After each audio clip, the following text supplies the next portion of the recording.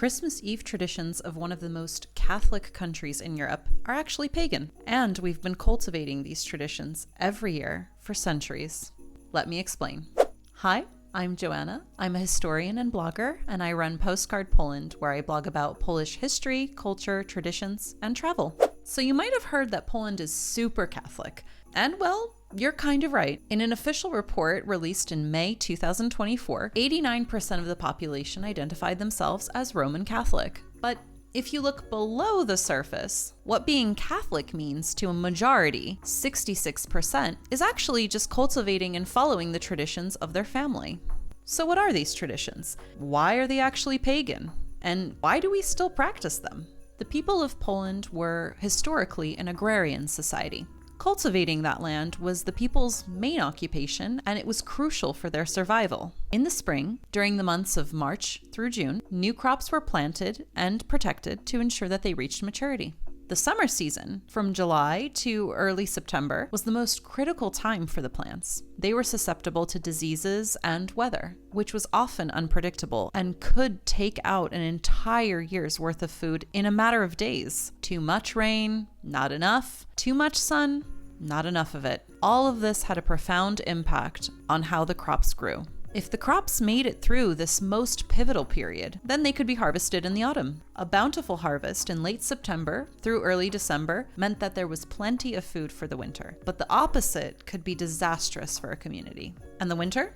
Well, late December through February was actually a time of rest and rejuvenation until the cycle could begin again in March. Men would craft and repair their tools to use in the spring.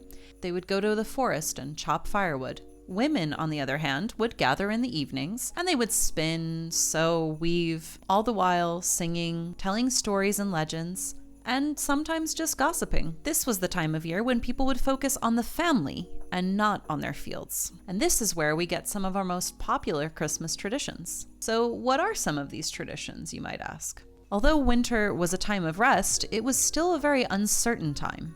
The nights were cold, dark, and long, and the reality was that if the harvest was poor, there was very little food to go around. That, coupled with disease and the colds, made it a season that most people didn't want to stay in for very long. So people believed that to pass the winter more quickly and to remind the earth of the spring, it was necessary to fill their homes with greenery.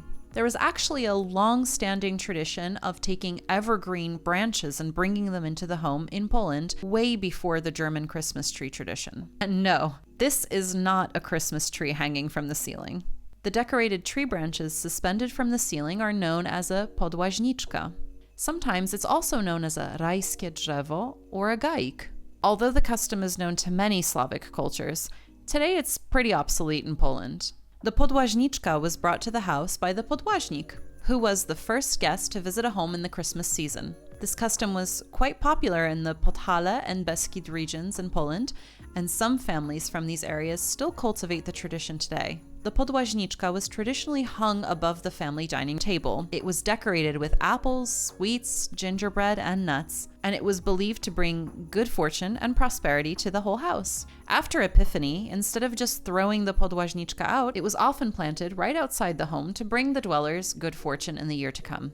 When the German tradition of keeping a Christmas tree came into fashion in the late 19th and early 20th century, the custom of hanging a podłażniczka became almost entirely obsolete in Poland. During Christmas Eve dinner, Polish people usually set one extra place at the table, just in case a stranger happens to knock on the door and need a place to stay. In its Christian tradition, it's meant to reflect the kindness and charity the season inspires.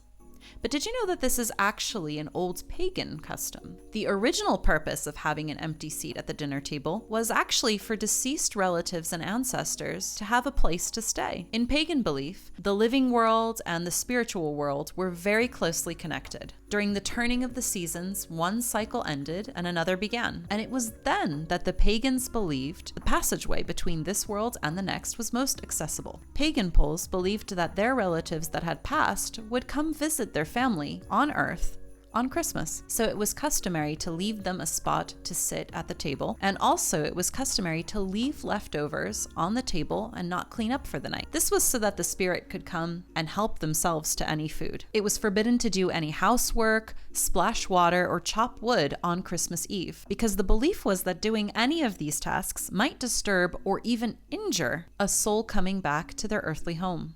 If you're familiar at all with the Polish Christmas Eve dinner, you know that it's very elaborate and traditionally involves 12 dishes. Today, we don't actually make all 12, we usually tend to mix and match. And the order and the exact dishes are actually dictated by our family's traditions and the regions we come from. However, they all have some of the same ingredients in common. No meat is served during Polish Christmas Eve. Instead, very deliberately, only those foods of the earth and fields, forests, and water are served. The Christmas Eve dinner was actually a feast to celebrate the common foods that sustained the lives of the early Poles, in the hope that they would continue to do so in the new year. That's why it's very common to find dishes with grains, mushrooms, cabbage, root vegetables like potatoes and beets, poppy seeds, nuts, honey on the Christmas Eve table, just maybe in different variations and different recipes. Poppy seed in particular is very common in Polish cuisine, and especially at Christmas time. At Christmas, it's most often associated with makowiec, which is a poppy seed cake or strudel, and with kutia, a sweet mixture made with the seeds, as well as nuts, honey, raisins, and buckwheat. Because of its ability to put you to sleep, pagans believed that it was a magical substance. After all, in sleep, we're kind of not of this world and not of the next. It reminded people of those who had passed,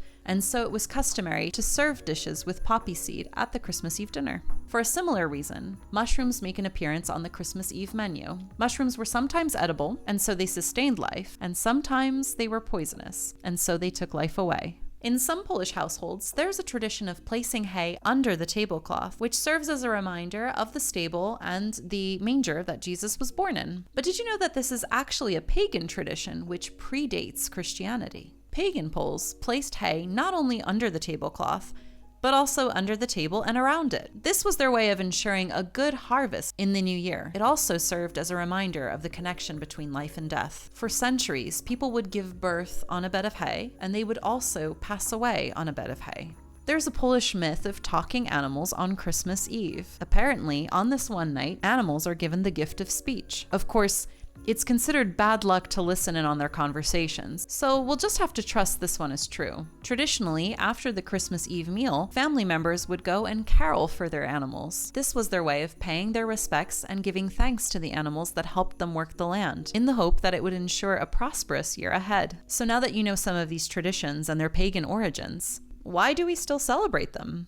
Although the year 966 marks the Christianization of Poland, it's important to understand that this didn't mean that everyone in the Polish territory suddenly became Christian overnight. Before Christianization under Prince Mieszko I, the people who lived in what is now Poland were of the Polan tribe. This tribe was Slavic pagan, and so they worshipped many deities associated with nature for hundreds, if not thousands, of years. The process of Christianization was a slow and methodical process. It took a lot of convincing for this pagan tribe to just accept Christianity. One of the ways this was done was just to allow people to keep their customs and traditions, but ascribe a new Christian meaning to them. These customs were already so ingrained in Poland that it was almost impossible to get rid of them in any other way. So when the people celebrated the winter solstice, their traditions naturally just morphed into what we now know as Christmas traditions. In modern times, Poland has largely adapted the commercial aspects of Christmas, with consumerism and new traditions like the Christmas tree and St. Nicholas Day. Christmas in Poland looks a lot like it does anywhere else in the world. But yet we continue to cultivate this very specific and special aspect from our forefathers and ancestors. In fact, most Poles don't know or don't really consider why we celebrate Christmas the way we do. They don't realize that they're actually carrying on the pagan traditions of our ancestors when they sit down to Christmas Eve dinner. But it's amazing that we do, and that these traditions are still so important and so ingrained in our culture, passed down from one magical Christmas Eve to the next.